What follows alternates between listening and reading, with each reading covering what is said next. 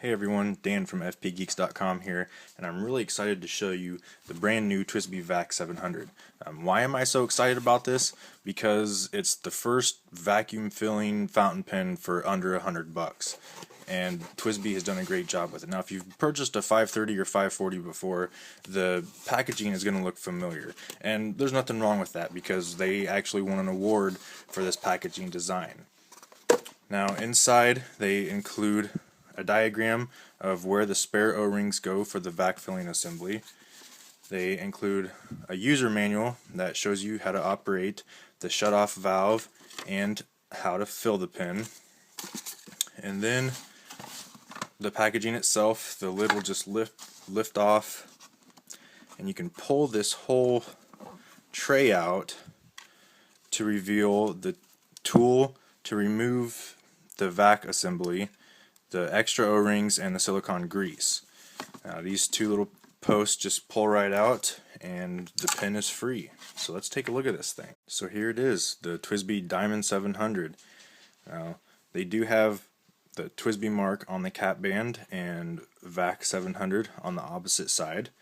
TWSBI logo on the cap, and the cap is faceted along with the filling knob. You can see that there. Now this is in contrast to the Diamond 540 where the barrel is faceted. The barrel on the 700 is actually smooth, and I think it actually feels a little better in the hand this way. One thing I wanted to point out about the clip is that TWSBI's added this frosted look and feel to it, and you can see how different it is compared to the 540's polished clip. Now it kind of goes in contrast to the whole diamond theme, you know, the polished chrome and everything, but I'm not really complaining because I like the look of it. So just how big is the Vac700? Well, if we compare it to the 540 and line them up on the ends, we can see that the 700 has about 1/4 of an inch on the 540. Now if we uncap these and take a look at them posted, there's going to be a little difference that I think might surprise some of you. Again, we'll line them up at the end, and you can see that the cap is much longer on the 700, but the overall length of the pen is about the same, even with that number 6 size nib on the Vac700. Speaking of the nibs, let's take a close-up of those, and you can really see how much bigger that number 6 size nib is on the Vac700. It makes a big impact overall, and I'm really glad that TWSBI decided to add this larger nib. Now it's also the same size as what's on the Micarta, so if you have one of those you'll know exactly how big it is. So what's so great about this Vac700? Well, for me it's all about the filling system, and TWSBI has actually gone one step further and included a ink shutoff valve. So as I open the filling knob, you can see the seal retract there, and I'll close it and reopen it. And what that does is it seals off the main ink compartment in the barrel from the feed. Now why would this be useful? If you're flying, or say you take an elevator up 20 stories, or even drive from say Phoenix to Flagstaff, that change in elevation and air pressure will cause air in the barrel to expand and push ink out of the feed. You can also experience this to a lesser effect when you're writing. Now your hand will actually heat up that air in the barrel and push ink out the feed, changing how the pen flows.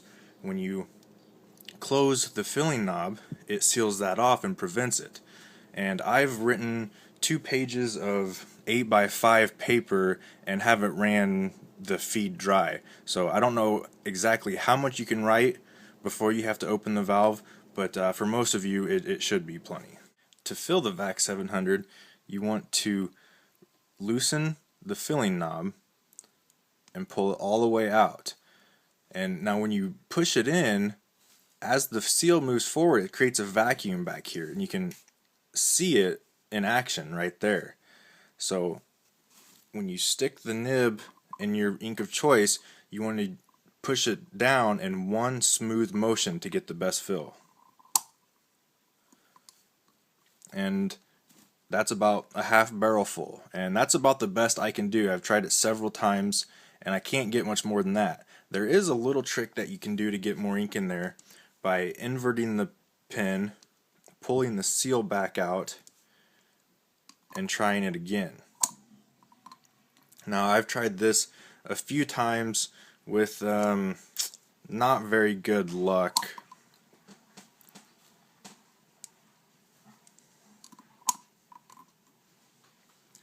And as you can see, I've only got about 3/4 of a barrel full there.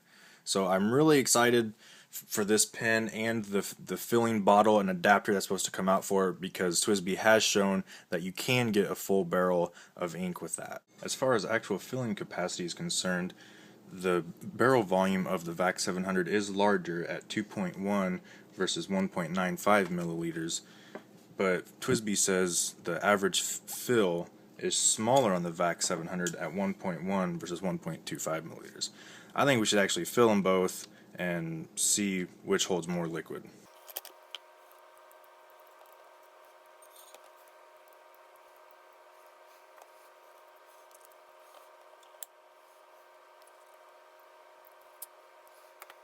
So we can see that the 540 on the left does actually hold a little bit more ink, but from the looks of it, I really don't think it's going to make that much of a difference. The last thing I want to talk about is posting the Vac700. Now, the 540 has received a lot of criticism because it posts directly on the piston knob, and this can actually operate the piston mechanism when you go to remove the cap, which will push ink out the feed and make a big mess. My solution has just been to remove the cap in a clockwise fashion, preventing all that. The Vac700 has a little better solution in that it has a band at the end of the barrel that it posts to. So you can see that the end of the filling knob is a little bit away from the inner cap. Now if I undo the filling knob and pull it out, you can see that it goes all the way in, so we know it's not posting on that. Now this provides for a solid post, and you don't have to worry about turning the filling knob when you go to remove the cap. And the cap isn't as heavy as on the 540, so I don't notice that back weight as much. Now the Vac700 is available right now in Sapphire, Amber, and Smoke for $85, and the all clear pen will be available hopefully in a month or two. Indulge in the madness.